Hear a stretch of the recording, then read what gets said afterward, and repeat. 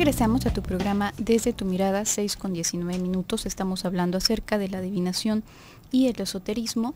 Y bueno, por ejemplo, el día de ayer, José Luis, hablábamos acerca de estas personas que se proclaman como que tienen algún tipo de comunicación con esta vía, ya sea de fantasmas o con este otro mundo desconocido, el futuro, el mundo fantasmático, etcétera.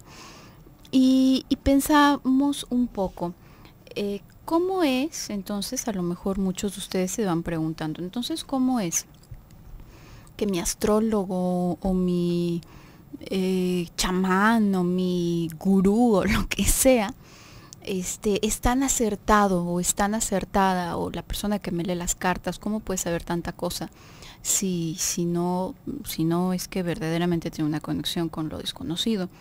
Ya por ahí en otro momento, justamente en la primer semana de enero, me parece, hablábamos algo similar cuando hablábamos acerca de las teorías del fin del mundo. Como bueno, pues en otros momentos el conocimiento, por ejemplo, tener un poco conocimiento acerca del clima, te podría convertir en una especie de profeta, ¿no? Saber cuándo va a llover, cuándo va a haber un eclipse, etcétera. Sin embargo, ahorita, bueno, pues ya no vemos a las personas, todos tenemos acceso a internet y todos podemos saber cuál va a ser el clima o cuándo va a haber un eclipse, etcétera. Creo que eso todavía no es posible. Ay, parece que todavía no, en verdad que esas personas que supuestamente ponen el clima a veces se equivocan muchísimo, pero ya hay muchas más opciones para lograrlo, y sabemos que no tiene que ver con una conexión con algo del más allá. Era desconocido entonces, sí, por supuesto. ¿Y cómo es que estas personas entonces ahora en la vida actual pueden saber cosas acerca de ti? Por ejemplo, quizás te preguntas, bueno, pero es que le atinó en tal cosa, o mi horóscopo, qué sé yo. Hay ciertos lineamientos, hay unos detalles muy curiosos. Por ejemplo, todos nosotros tenemos una capacidad de percepción muy amplia. En realidad, aunque somos civilizados, finalmente somos animales civilizados, y hemos prescindido dentro de nuestra vida social de muchos de las cosas que tenemos más instintivas o más orgánicas, a lo mejor, como por ejemplo el olfato. Seguimos teniendo olfato. A lo mejor, por ejemplo, nuestra mascota, que tiene un olfato mucho más agudo, puede saber que llegamos a casa desde 2 o 3 cuadras antes, quizás por el olfato, quizás por el oído, quizás por muchos otros sentidos. Nosotros no somos animales especializados con órganos tan especializados en ese tipo de cuestiones, pero sí tenemos de todas maneras cierta percepción en función al olfato, cierta percepción en función a la temperatura del ambiente, a la humedad, etcétera. Normalmente no te das cuenta de eso porque no lo necesitas. Normalmente ya tienes muchas más otras herramientas para saber ese tipo de cuestiones, y entonces, bueno, pues no necesitas de eso.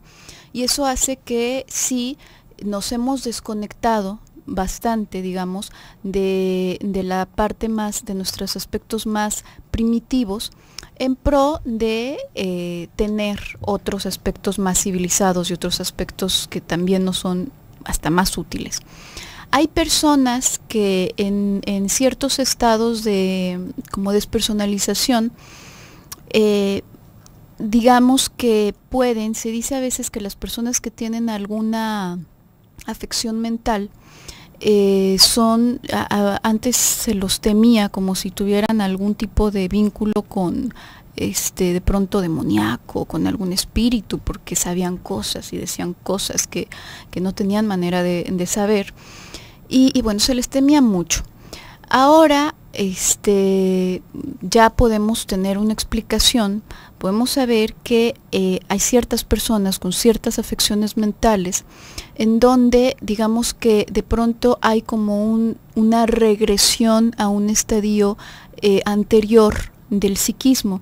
En esos estadios, en los primeros estadios, nos guiábamos en efecto por el olfato, nos guiábamos por muchas otras cosas, por muchos otros detalles, por cosas a propósito de los gestos, del tono de voz, de la musicalidad de la voz, mucho más de lo que lo hacemos en este momento.